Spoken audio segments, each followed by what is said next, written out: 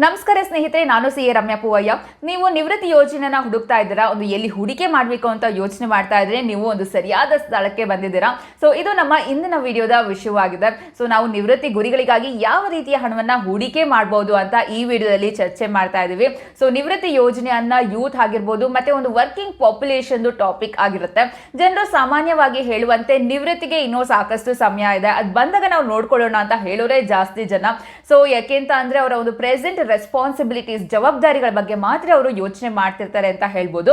ಆದ್ರೆ ತಡವಾದ್ರೆ ಏನು ಅನ್ನೋ ಕ್ವೆಶ್ಚನ್ ನಾವು ನೋಡೋದಾದ್ರೆ, ನೀವು ನಿವೃತ್ತರಾದ್ರನ್ನ ನಾವು ಕೇಳಿದ್ರೆ ಅವ್ರು ಹೇಳ್ತಾರೆ, ಒಂದು ಸ್ವಲ್ಪ ಸಮಯಕ್ಕೆ ಮುಂಚೆನೆ ನಾನು ಉಳಿತಾಯವನ್ನ ಆರಂಭಿಸಿರ್ಬೇಕಿತ್ತು ಅಂತ ಹೇಳ್ತಾರೆ. ಸೊ ಒಂದು ಮಾತಿದೆ, it's good to learn from your mistake, it better to learn from other people mistake ಅಂತ. ಅಂದ್ರೆ ಕಲಿಯಲು ಒಂದು ಒಳ್ಳೆ ಮಾರ್ಗ ಏನು ಅಂತ ಅಂದ್ರೆ ಒಂದು ನಿಮ್ಮ ತಪ್ಪುಗಳಿಂದ ಕಲಿಯೋದು. ಆದ್ರೆ ಒಂದು ಉತ್ತಮವಾದ ಮಾರ್ಗ ಏನು ಅಂತ ಅಂದ್ರೆ ಬೇರೆಯವರ ಒಂದು ತಪ್ಪುಗಳಿಂದ ಕಲಿಯೋದು ಅಂತ ಹೇಳ್ತಾರೆ. ಸೊ ಒಂದು ಯುವ ಸಂಪಾದನೆಗೆ ಇದೆಲ್ಲ ಪಾಠ ಅಂತಾನೆ ಹೇಳ್ಬೋದು. ಇನ್ನು next most of the youngsters ಗೆ ಬರುವಂತ ಒಂದು ಕ್ವೆಶ್ಚನ್ ಏನು ಅಂತ ಅಂದ್ರೆ, ಯಾಕೆ ಒಂದು ಅರ್ಲಿ ರಿಟೈರ್ಮೆಂಟ್ ಗಳನ್ನ ಪ್ಲಾನ್ ಮಾಡ್ಕೊಳ್ಬೇಕು ಅಂತ. ಸೊ ನಾವು ಇತ್ತೀಚಿನ ದಿನಗಳಲ್ಲಿ ನೋಡೋದಾದ್ರೆ ಹೆಲ್ತ್ ಹಾಗೂ ಒಂದು ಟೆಕ್ನಾಲಜಿಕಲ್ ಅಡ್ವಾನ್ಸ್ಮೆಂಟ್ ಏನಿದೆಯೋ ಅದು ಜೀವಿತಾವಧಿಯನ್ನ ಜಾಸ್ತಿ ಮಾಡ್ತಾ ಇದೆ. ಸೊ ಹಾಗಾಗಿ ಇದು ನಮ್ಗೆ ಏನು ತಿಳಿಸ್ಕೊಡುತ್ತೆ ಅಂತ ಅಂದ್ರೆ, ರಿಟೈರ್ಮೆಂಟ್ ಸೇವಿಂಗ್ಸ್ ಬಂದು ನಾವು ಒಂದು ಥಿಂಕ್ ಮಾಡೋದಕ್ಕಿಂತ ಜಾಸ್ತಿ ಅದನ್ನ ಬೆಳೆಸಬೇಕಾಗಿರುತ್ತೆ. ಸೊ ನಾವು ಒಂದು ರಿಟೈರ್ ಆಗಿರೋರ್ನ ನೋಡಿದ್ರೆ ಅವರ ಸೇವಿಂಗ್ಸ್ ಖಾಲಿ ಆಗೋದೇ ಅವ್ರಿಗೆ ಒಂದು ನೈಟ್ ಮೇರ್ ಆಗಿರುತ್ತೆ ಅಂತ ಹೇಳ್ಬೋದು. ಸೊ ಇದು ಬಿಟ್ಟು ಎಲ್ಲರೂ ಸಹ ಒಂದು ರಿಟೈರ್ಮೆಂಟ್ ಏಜ್ ನಲ್ಲಿ ಎಂಜಾಯ್ ಮಾಡಬೇಕು ಅಂತ ಬಯಸ್ತಾರೆ. ಯಾರು ಸಹ ಸಾಯೋವರೆಗೂ ದುಡಿತಿರ್ಬೇಕು ಅಂತ ಹೇಳೋದಿಲ್ಲ. ಸೊ ಒಂದು ಫಾರ್ಮ್ ಹೌಸ್ ನಲ್ಲಿ ಒಂದು ಓಲ್ಡ್ ಏಜ್ ನಲ್ಲಿ ಲೈಫ್ ನ ಎಂಜಾಯ್ ಮಾಡ್ತಿರ್ಬೇಕು, ಬೀಚ್ ನಲ್ಲಿ ಕೂತ್ಕೊಂಡು ಮಾಕ್ಟೇಲ್ ಕುಡಿತಾ ಒಂದು ಲೈಫ್ ಎಂಜಾಯ್ ಮಾಡಬೇಕು ಅಂತ ಎಲ್ಲರೂ ಬಯಸ್ತಾ ಇರ್ತಾರೆ. ಸೊ ಆದ್ರೆ ಒಂದು ಲೈಫ್ ಸ್ಟೈಲ್ ಮೇಂಟೈನ್ ಮಾಡದೇ ಇದ್ರೆ ಒಂದು ವಿಶ್ ಲಿಸ್ಟ್ ಗಳು ಏನಿದೆಯೋ ಅದನ್ನ ಫುಲ್ಫಿಲ್ ಮಾಡ್ಕೊಳ್ಳೋದು ಹೇಳುವಷ್ಟು ಸುಲಭ ಇಲ್ಲ. ಸೊ ಯಾಕೆಂತ ಅಂದ್ರೆ ಲೈಫ್ ನಲ್ಲಿ ಹಲವಾರು ಚಾಲೆಂಜಸ್ ಗಳಿರುತ್ತೆ, ಇದೇ ತರ ಸ್ಮೂತ್ ಆಗಿ ಲೈಫ್ ನಲ್ಲಿ ಹೋಗ್ತಿರುತ್ತೆ ಅಂತ ಹೇಳಕ್ ಆಗೋದಿಲ್ಲ. ಸೊ ಹಾಗಾಗಿ ಒಂದು ರಿಟೈರ್ಮೆಂಟ್ ಪ್ಲಾನಿಂಗ್ ಅನ್ನೋದು ತುಂಬಾನೇ ಎಸೆನ್ಷಿಯಲ್ ಆಗಿರುತ್ತೆ, ಎಸ್ಪೆಷಲಿ ಯಂಗ್ಸ್ಟರ್ಸ್ ಗಳಿಗೆ. ಸೊ ಇಲ್ಲಿ ಏನಾಗುತ್ತೆ ಅಂತ ಅಂದ್ರೆ, ಒಂದು ಕಾಂಪೌಂಡಿಂಗ್ ಎಫೆಕ್ಟ್ ಏನಿರುತ್ತೋ ಸೊ ಅದು ಒಂದು ಇಯರ್ಸ್ ಗಳಿಗೆ ಮಾತ್ರ ಅಲ್ಲ, ದಶಕಗಳಿಗೂ ಸಹ ಬರುತ್ತೆ. ಸೊ ಹಾಗಾಗಿ ಒಂದು ಕಾಂಪೌಂಡಿಂಗ್ ಮ್ಯಾಜಿಕ್ ನ ನಾವು ನೋಡ್ಬೋದಾಗಿರುತ್ತೆ. ಸೊ ಹಾಗಾಗಿ ಇಂಥ ಒಂದು ಸಂದರ್ಭದಲ್ಲಿ ಮ್ಯೂಚುವಲ್ ಫಂಡ್ ಹೆಚ್ಚು ಉಪಯುಕ್ತವಾಗಿರುತ್ತೆ ಅಂತ ನಾವು ಹೇಳ್ಬೋದು. ಆದ್ರೆ ನೀವು ರಿಟೈರ್ಮೆಂಟ್ಗಾಗಿ ಕೆಲವು ಮ್ಯೂಚುವಲ್ ಫಂಡ್ ಗಳನ್ನ ಖರೀದಿಸೋಕ್ಕಿಂತ ಮುಂಚೆ ನಿಮ್ಮ ರಿಟೈರ್ಮೆಂಟ್ ಗೋಲ್ ಏನಿದೆಯೋ ಅದಕ್ಕೆ ಹೆಚ್ಚು ಸೂಕ್ತವಾದ ಒಂದು ಇನ್ವೆಸ್ಟ್ಮೆಂಟ್ ಯಾವುದು ಅಂತ ರಿಸರ್ಚ್ ಮಾಡಬೇಕು ಅಂತ ನಾವು ರೆಕಮೆಂಡ್ ಮಾಡ್ತೇವೆ. ಸೊ ಹಣವನ್ನ ಆಯ್ಕೆ ಮಾಡುವಾಗ ನೀವು ನೆನಪಿನಲ್ಲಿ ಇಡಬೇಕಾಗಿರುವಂತಹ ಎರಡು ಪ್ರಮುಖ ಅಂಶ ಯಾವುದು ಅಂತ ಅಂದ್ರೆ, ಮೊದಲನೇದು ನಿಮ್ಮ ರಿಟೈರ್ಮೆಂಟ್ಗೆ ಎಷ್ಟು ವರ್ಷಗಳು ಉಳಿದಿದೆ, ಹಾಗೂ ಎರಡನೇದು ಬಂದು ನಿಮ್ಮ ರಿಸ್ಕ್ ಟಾಲರೆನ್ಸ್ ಹೇಗಿದೆ ಅಂತ ನಾವು ಅರ್ಥ ಮಾಡ್ಕೊಳ್ಬೇಕಾಗುತ್ತೆ. ಸೊ ಇದ್ರ ಬಗ್ಗೆ ನಾವು ಡೀಟೇಲ್ ಆಗಿ ಅರ್ಥ ಮಾಡ್ಕೊಳ್ಳೋಣ. ಸೊ ಮೊದಲನೇದು ರಿಟೈರ್ಮೆಂಟ್ಗೆ ಎಷ್ಟು ವರ್ಷಗಳು ಉಳಿದಿದೆ ಅಂತ.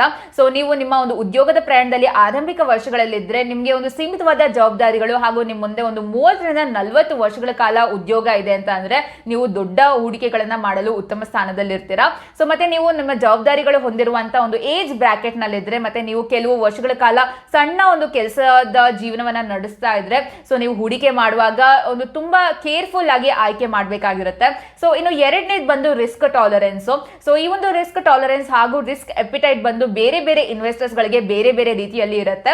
ಸೊ ಒಂದು ರಿಸ್ಕ್ ಪ್ರೊಫೈಲ್ ನ ನಾವು ಗಮನಿಸಬೇಕಾಗುತ್ತೆ. ಸೊ ಎಷ್ಟು ಒಂದು ರಿಸ್ಕ್ ನ ನಾವು ಟಾಲರೇಟ್ ಮಾಡಬಹುದು ಅಂತ. ಸೊ ಆ ತರ ಗಮನದಲ್ಲಿ ಇಟ್ಕೊಂಡು ಯಾವ ತರ ಒಂದು ರಿಸ್ಕ್ ಲೆವೆಲ್ ಇದೆ ಅಂತ ನೋಡ್ಕೊಂಡು ನಾವು ಇನ್ವೆಸ್ಟ್ಮೆಂಟ್ ನ ಆಯ್ಕೆ ಮಾಡಬೇಕಾಗಿರುತ್ತೆ. ಇನ್ನು ನೆಕ್ಸ್ಟ್ ನಮಗೆ ಮ್ಯೂಚುವಲ್ ಫಂಡ್ ನಲ್ಲಿ ಹಲವಾರು ಟೈಪ್ಸ್ ಗಳಿದೆ ಅಂತ ಗೊತ್ತು, ಆದ್ರೆ ರಿಟೈರ್ಮೆಂಟ್ ಗೆ ಯಾವ್ದು ಒಂದು ಬೆಸ್ಟ್ ಫಂಡ್ ಅಂತ ನಾವು ನೋಡೋಣ. ಸೊ ಮೊದಲಿಗೆ ಅಕ್ಯುಮುಲೇಷನ್ ಫೇಸ್, ಅಂದ್ರೆ ಒಂದು ಇನ್ವೆಸ್ಟ್ಮೆಂಟ್ ಸ್ಟಾರ್ಟ್ ಆದಾಗಿಂದ ರಿಟೈರ್ಮೆಂಟ್ ಸ್ಟಾರ್ಟ್ ಆಗುವವರೆಗೂ ಒಂದು ಪೀರಿಯಡ್ ಏನಿದೆಯೋ ಇದನ್ನ ಅಕ್ಯುಮುಲೇಷನ್ ಫೇಸ್ ಅಂತ ಹೇಳ್ತೀವಿ. ಸೊ ಈ ಒಂದು ಫೇಸ್ ನಲ್ಲಿ ಇನ್ವೆಸ್ಟರ್ಸ್ ಲಾಂಗ್ ಟರ್ಮ್ ನಲ್ಲಿ ಥಿಂಕ್ ಮಾಡಬೇಕಾಗುತ್ತೆ, ಎಸ್ಪೆಷಲಿ ಒಂದು ಯಂಗ್ ಅರ್ನರ್ಸ್ ಯಾರಿರ್ತಾರೋ ಅವರು. ಸೊ ಒಂದು ಲಾಂಗ್ ಟರ್ಮ್ ಇನ್ವೆಸ್ಟ್ಮೆಂಟ್ ಅಂತ ನಾವು ನೋಡೋದಾದ್ರೆ ಇರುವಂತಹ ಒಂದು ಅಸೆಟ್ ಕ್ಲಾಸ್, ಸೊ ಒಂದು ಇನ್ಫ್ಲೇಷನ್ ಅವಾಯ್ಡ್ ಮಾಡೋದ್ರ ಜೊತೆಗೆ ಒಂದು ಮನಿ ಜನರೇಟಿಂಗ್ ಆಗು ಇಶ್ಯೂ ಮಾಡುತ್ತೆ. So that is equity. So ಇದನ್ನ ಒಂದು SIP ಜೊತೆ ಕಂಬೈನ್ ಮಾಡಿದ್ರೆ, ಅಂದ್ರೆ ಸಿಸ್ಟಮ್ಯಾಟಿಕ್ ಇನ್ವೆಸ್ಟ್ಮೆಂಟ್ ಪ್ಲಾನ್ ಜೊತೆ ಕಂಬೈನ್ ಮಾಡಿದ್ರೆ ನಮಗೆ ಫಸ್ಟ್ ಒಂದು ಕಾಂಪೌಂಡಿಂಗ್ ಇಂಟ್ರೆಸ್ಟ್ ಪವರ್ ಸಿಗುತ್ತೆ, ಜೊತೆಗೆ ಒಂದು ರುಪಿ ಕಾಸ್ಟ್ ಆವರೇಜ್ ಬೆನಿಫಿಟ್ ಸಹ ಸಿಗುತ್ತೆ. ನಮಗೆ ಈ ಕಾಂಪೌಂಡಿಂಗ್ ಇಂಟ್ರೆಸ್ಟ್ ಅಂದ್ರೆ ಏನು ಅಂತ ಈಗ ಆಲ್ರೆಡಿ ಅರ್ಥ ಮಾಡ್ಕೊಂಡಿದೀವಿ. ಆದ್ರೆ ರುಪಿ ಕಾಸ್ಟ್ ಆವರೇಜ್ ಅಂದ್ರೆ ಏನು ಅಂತ ಅಂದ್ರೆ, ಇಲ್ಲಿ ನಾವು ಲಾಂಗ್ ಟರ್ಮ್ ನಲ್ಲಿ ಇನ್ವೆಸ್ಟ್ಮೆಂಟ್ ಮಾಡೋದ್ರಿಂದ ಸ್ಟಾಕ್ ಮಾರ್ಕೆಟ್ ನಲ್ಲಿ ಡಿಫ್ರೆಂಟ್ ಪ್ರೈಸಸ್ ಗಳಿರುತ್ತೆ. ಸೊ ಹಾಗಾಗಿ ಇನ್ವೆಸ್ಟರ್ಸ್ ಗೆ ಬೆನಿಫಿಟ್ ಏನು ಅಂತ ಅಂದ್ರೆ, ಅವರು ಆವರೇಜಿಂಗ್ ಒಂದು ನೆಟ್ ಅಸೆಟ್ ವ್ಯಾಲ್ಯೂ ಏನಿದೆಯೋ ಅದನ್ನ ಕನ್ಸಿಡರ್ ಮಾಡ್ತಾರೆ. ಸೊ ಹಾಗಾದ್ರೆ ಒಂದು ರಿಟೈರ್ಮೆಂಟ್ ಗೆ ಯಾವುದು ಸೂಟಬಲ್ ಮ್ಯೂಚುವಲ್ ಫಂಡ್ ಅಂತ ನಾವು ನೋಡೋದಾದ್ರೆ, ಸೊ ನಮ್ಮ ಒಂದು ರಿಸ್ಕ್ ಪ್ರೊಫೈಲ್ ಕನ್ಸಿಡರ್ ಮಾಡಿ ಅಂಡ್ ಪ್ಯೂರ್ ಒಂದು ಅಕ್ಯುಮುಲೇಷನ್ ಫೇಸ್ ನಲ್ಲೇ ನಾವು ಇನ್ವೆಸ್ಟ್ಮೆಂಟ್ ಮಾಡೋದಾದ್ರೆ, ಸೊ ಇಲ್ಲಿ ಒಂದು flexi cap mutual fund investment ಮಾಡೋದಕ್ಕೆ ಸೂಕ್ತ ಆಗಿರುತ್ತೆ. ಹಾಗಾದ್ರೆ ನೆಕ್ಸ್ಟ್ ನೆಕ್ಸ್ಟ್ ನಾವು ಫ್ಲೆಕ್ಸಿ ಕ್ಯಾಪ್ ಮ್ಯೂಚುವಲ್ ಫಂಡ್ ಅಂದ್ರೆ ಏನು ಅಂತ ನೋಡೋಣ. So flexi cap mutual fund ಅಂತ ಅಂದ್ರೆ ಎಲ್ಲಾ ತರದ ಒಂದು ಮಾರ್ಕೆಟ್ ಕ್ಯಾಪಿಟಲೈಸೇಷನ್ ಕಂಪನಿಗಳಲ್ಲಿ ಒಂದು ಹೂಡಿಕೆ ಮಾಡೋದಕ್ಕೆ ಫ್ರೀಡಮ್ ಇರುತ್ತೆ. ಸೊ ಅಂದ್ರೆ ಒಂದು large cap, mid cap, small cap ಈ ತರ ಎಲ್ಲ ಒಂದು ಕಂಪನಿಗಳಲ್ಲಿ ಹೂಡಿಕೆ ಮಾಡಬಹುದಾಗಿರುತ್ತೆ. ಸೊ ಇದು ಒಂದು ಇನ್ವೆಸ್ಟರ್ಸ್ಗೆ ಇನ್ವೆಸ್ಟ್ಮೆಂಟ್ ಡೈವರ್ಸಿಫೈ ಮಾಡೋದಕ್ಕೆ ಅನುವು ಮಾಡಿಕೊಡುತ್ತೆ. ಸೊ ಇದರಿಂದಾಗಿ ಒಂದು ಮಾರ್ಕೆಟ್ ವೊಲಾಟಿಲಿಟಿ ಜೊತೆಗೆ ಒಂದು ರಿಸ್ಕ್ ಅನ್ನ ಕಡಿಮೆ ಮಾಡಬಹುದು. ಸೊ ಅದೇ ಸಮಯದಲ್ಲಿ ಒಂದು ರಿಟೈರ್ಮೆಂಟ್ ಫಂಡ್ ವೇಗವಾಗಿ ಬೆಳೆಯುತ್ತೆ. ಸೊ ಅಲ್ಲದೇನೆ ಒಂದು ಫ್ಲೆಕ್ಸಿ ಕ್ಯಾಪ್ ಫಂಡ್ ಮ್ಯಾನೇಜರ್ಸ್ ಗಳು ತಮ್ಮ ಹೂಡಿಕೆ ಅಗತ್ಯ ಇದ್ದಾಗ ಸ್ಮಾಲ್ ಹಾಗೂ ಒಂದು ಮೀಡಿಯಂ ಕ್ಯಾಪ್ ಕಡಿಮೆ ಮಾಡಬಹುದಾಗಿರುತ್ತೆ. ಸೊ ಇದು ಇನ್ವೆಸ್ಟರ್ಸ್ ಗಳಿಗೆ ಒಂದು ಡೌನ್ ಸೈಡ್ ಪ್ರೊಟೆಕ್ಷನ್ ಬೆನಿಫಿಟ್ ಸಹ ಕೊಡುತ್ತೆ ಅಂತ ಹೇಳ್ಬೋದು. ಅಂಡ್ ನೆಕ್ಸ್ಟ್ ಒಂದು ಕನ್ಸರ್ವೇಟಿವ್ ಇನ್ವೆಸ್ಟರ್ಸ್ ಅಥವಾ ಭಯದಲ್ಲಿ ಯಾರಾದರೂ ಒಂದು ರಿಟೈರ್ಮೆಂಟ್ ಪ್ಲಾನಿಂಗ್ ನ ಸ್ಟಾರ್ಟ್ ಮಾಡಿದ್ರೆ ಅಗ್ರೆಸಿವ್ ಹೈಬ್ರಿಡ್ ಫಂಡ್ ಗಳಲ್ಲಿ ಇನ್ವೆಸ್ಟ್ಮೆಂಟ್ ಮಾಡಬಹುದಾಗಿರುತ್ತೆ. ಸೊ ಈ ಒಂದು ಫಂಡ್ಗಳು ಡೆಟ್ ಲಿಂಕ್ಡ್ ಫಂಡ್ಗಳಾಗಿದ್ದು ಒಂದು ರಿಸ್ಕ್ ಆಫ್ ಕ್ಯಾಪಿಟಲ್ ಎರೋಷನ್ ನ ಕಡಿಮೆ ಮಾಡೋದ್ರ ಜೊತೆಗೆ ಒಂದು ಈಕ್ವಿಟಿ ಎಕ್ಸ್ಪೋಜರ್ ಇರೋದ್ರಿಂದ ಕನ್ಸರ್ವೇಟಿವ್ ಇನ್ವೆಸ್ಟರ್ಸ್ ಗಳು ಇನ್ವೆಸ್ಟ್ಮೆಂಟ್ ಗಳನ್ನ ಸರಿಯಾಗಿ ಮ್ಯಾನೇಜ್ ಮಾಡಬಹುದಾಗಿರುತ್ತೆ.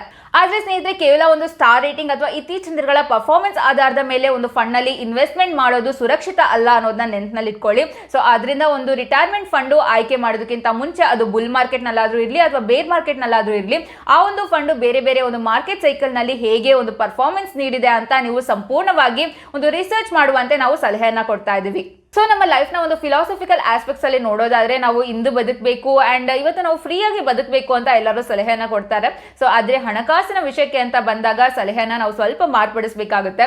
ಸೊ ಆರ್ಥಿಕವಾಗಿ ಭವಿಷ್ಯಕ್ಕಾಗಿ ಮುಂಚಿತವಾಗಿ ನಾವು ಕೆಲವೊಂದು ಯೋಜನೆಗಳನ್ನ ಮಾಡ್ಕೊಂಡಿರ್ಬೇಕಾಗುತ್ತೆ.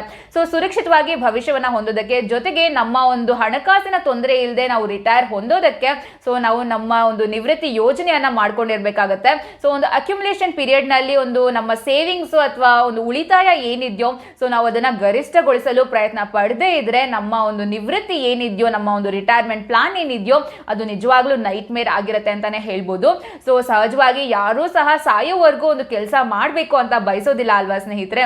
ಸೊ ಇನ್ನು ನಾವು ಒಂದು ಗೌರ್ಮೆಂಟ್ ಪ್ಲಾನ್ಸ್ ಗಳು ಸಹ ಇದೆ. ಸೊ ಒಂದು ರಿಟೈರ್ಮೆಂಟ್ ಪ್ಲಾನ್ಸ್ ಗಳನ್ನ ನೋಡೋದಾದ್ರೆ PPF ಆಗಿರ್ಬೋದು, ಪಬ್ಲಿಕ್ ಪ್ರಾವಿಡೆಂಟ್ ಫಂಡ್, ಇನ್ನು NPS ನ್ಯಾಷನಲ್ ಪೆನ್ಷನ್ ಸ್ಕೀಮು, ಇನ್ನು EPF ಅಂದ್ರೆ ಎಂಪ್ಲಾಯೀಸ್ ಪ್ರಾವಿಡೆಂಟ್ ಫಂಡ್, ಇನ್ನು NSC ನ್ಯಾಷನಲ್ ಸೇವಿಂಗ್ ಸರ್ಟಿಫಿಕೇಟ್, ಇದರಲ್ಲೂ ಸಹ ನಾವು ಹೂಡಿಕೆಯನ್ನ ಮಾಡಿ ನಮ್ಮ ಒಂದು ರಿಟೈರ್ಮೆಂಟ್ ಪ್ಲಾನ್ಸ್ ಗಳನ್ನ ಮಾಡ್ಕೊಳ್ಬಹುದಾಗಿರುತ್ತೆ. ಸೊ ಈ ತರ ಒಂದು ಸ್ಕೀಮ್ಸ್ ಗಳಲ್ಲಿ ಇನ್ವೆಸ್ಟ್ಮೆಂಟ್ ಮಾಡಬಹುದಾಗಿರುತ್ತೆ ಅಥವಾ ಒಂದು ಈಕ್ವಿಟಿ ಮ್ಯೂಚುವಲ್ ಫಂಡ್ ನಲ್ಲಾದ್ರೂ ಇನ್ವೆಸ್ಟ್ಮೆಂಟ್ ಮಾಡೋದು ಜೆನ್ಯೂನ್ಲಿ ಒಂದು ಸೋಷಿಯಲ್ ಡಿಸಿಷನ್ ಆಗಿರುತ್ತೆ. ಇನ್ನು ಒಂದು ಅಕ್ಯುಮುಲೇಷನ್ ಫೇಸ್ ನಲ್ಲಿ ನಾವು ಒಂದು 3 ಸಂಗತಿಗಳನ್ನ ನೆನಪಿನಲ್ಲಿ ಇಟ್ಕೊಂಡಿರ್ಬೇಕಾಗುತ್ತೆ. ಸೊ ಮೊದಲನೇದು ಬಂದು ಒಂದು ಈಕ್ವಿಟಿ ಮ್ಯೂಚುವಲ್ ಫಂಡ್ ಅಥವಾ ಒಂದು ಅದರ್ ಇನ್ಸ್ಟ್ರೂಮೆಂಟ್ಸ್ ಗಳಲ್ಲಿ ಇನ್ವೆಸ್ಟ್ಮೆಂಟ್ ಮಾಡೋದು ಅಗತ್ಯ ಇರುತ್ತೆ. ಇನ್ನು ಎರಡನೇದು ಬಂದು ಸೊ ಒಂದು SIP ಮುಖಾಂತರ ಒಂದು ಲೋನ್ ಇನ್ವೆಸ್ಟ್ಮೆಂಟ್ ಗಳನ್ನ ರೆಗ್ಯುಲರ್ ಆಗಿ ಮಾಡ್ತಾ ಇರಬೇಕಾಗುತ್ತೆ. ಇನ್ನು ಮೂರನೇದು ಬಂದು ನಾವು ಡಿಸಿಪ್ಲಿನ್ ಆಗಿರ್ಬೇಕು. ನಾವು ಏನು ಒಂದು ಅಮೌಂಟ್ ನ ರಿಟೈರ್ಮೆಂಟ್ ಗೆ ಇನ್ವೆಸ್ಟ್ಮೆಂಟ್ ಮಾಡ್ತಾ ಇದೀವೋ ಅದನ್ನ ರಿಟೈರ್ಮೆಂಟ್ ಗೆ ಮಾತ್ರ ಯೂಸ್ ಮಾಡಬೇಕಾಗಿರುತ್ತೆ. ಸೊ ಬೇರೆ ಒಂದು ಪರ್ಪಸ್ ಅದನ್ನ ತೆಗೆದುಕೊಳ್ಳುವಂತಿರೋದಿಲ್ಲ. ಸೊ ಇದು ಒಂದು ಅಕ್ಯುಮುಲೇಷನ್ ಫೇಸ್ ನಲ್ಲಿ ನಮ್ಗೆ ಎಷ್ಟಾಗುತ್ತೋ ಅಷ್ಟು ಒಂದು ಇನ್ವೆಸ್ಟ್ಮೆಂಟ್ ಮಾಡ್ಕೊಂಡ್ರೆ ನಾವು ಒಂದು ಕನ್ಸಂಪ್ಷನ್ ಪೀರಿಯಡ್ ನಲ್ಲಿ ಆರಾಮಾಗಿರ್ಬೋದಾಗತ್ತೆ. ಸೊ ಹಾಗಾಗಿ ನಾವು ಯಂಗ್ಸ್ಟರ್ಸ್ ಯಾವ ತರ ಒಂದು ಇನ್ವೆಸ್ಟ್ಮೆಂಟ್ ಮಾಡ್ಬೋದು ಅಂತ ಪ್ಲಾನ್ ಮಾಡ್ಕೊಂಡು ಸೊ ಆದಷ್ಟು ಸೇವ್ಸ್ ನ ಮಾಡ್ಕೊಂಡ್ರೆ ನಮ್ಮ ಒಂದು ಕನ್ಸಂಪ್ಷನ್ ಪೀರಿಯಡ್ ಏನಿರ್ತಾ ಒಂದು ರಿಟೈರ್ಮೆಂಟ್ ಏಜ್ ನಲ್ಲಿ ಸೊ ನಾವು ಆರಾಮಾಗಿರ್ಬೋದಾಗಿರುತ್ತೆ. ಸೊ ಇದು ಇವತ್ತಿನ ವಿಡಿಯೋ. ಈ ವಿಡಿಯೋದಲ್ಲಿ ಏನು ಇಂಟ್ರೆಸ್ಟಿಂಗ್ ಅನ್ಸು, ಏನು ಹೊಸತನ ಕಲ್ತ್ರಿ ಹಾಗೂ ಯಾವ ತರ ಟಾಪಿಕ್ಸ್ ಮೇಲೆ ನಾವು ವಿಡಿಯೋಸ್ ಮಾಡಬೇಕು ಅಂತ ನಮಗೆ ಕಾಮೆಂಟ್ಸ್ ನಲ್ಲಿ ತಿಳಿಸಿ. ಅಂಡ್ ಮುಖ್ಯವಾಗಿ ಇಲ್ಲಿ ಹೇಳಿರೋ ಮಾಹಿತಿ ಎಜುಕೇಶನಲ್ ಪರ್ಪಸ್ಗೆ ಮಾತ್ರ, ಯಾವುದೇ ತರದ ಬೈಸೆಲ್ ರೆಕಮೆಂಡೇಶನ್ಸ್ ಎಲ್ಲ. ನೀವೆಲ್ಲಾದ್ರೂ ಹೂಡಿಕೆ ಮಾಡಕ್ ಮುಂಚೆ ಪ್ರಾಪರ್ ಆಗಿ ಅನಲೈಸ್ ಮಾಡಿ ಡಿಸಿಷನ್ಸ್ ನ ತಗೊಳ್ಳಿ. ನಿಮ್ಮ ಡಿಸಿಷನ್ಸ್ ಗಳಿಗೆ ನೀವೇ ಜವಾಬ್ದಾರಿ ಆಗಿರ್ತೀರಾ. So stock market investment subject to market risk. And ಇನ್ನ ಯಾರು ಗ್ರೋ ಕನ್ನಡ ಯೂಟ್ಯೂಬ್ ಚಾನಲ್ಗೆ ಸಬ್ಸ್ಕ್ರೈಬ್ ಮಾಡಿಲ್ಲ, ಸಬ್ಸ್ಕ್ರೈಬ್ ಮಾಡಿ ಹಾಗೂ ಬೆಲ್ ಐಕನ್ ಕ್ಲಿಕ್ ಮಾಡಿ ಮಿಸ್ ಮಾಡ್ಕೊಳ್ಳದೆ ನಮ್ಮ ವಿಡಿಯೋಸ್ ನ ನೋಡಬಹುದು. Thank you so much. Bye.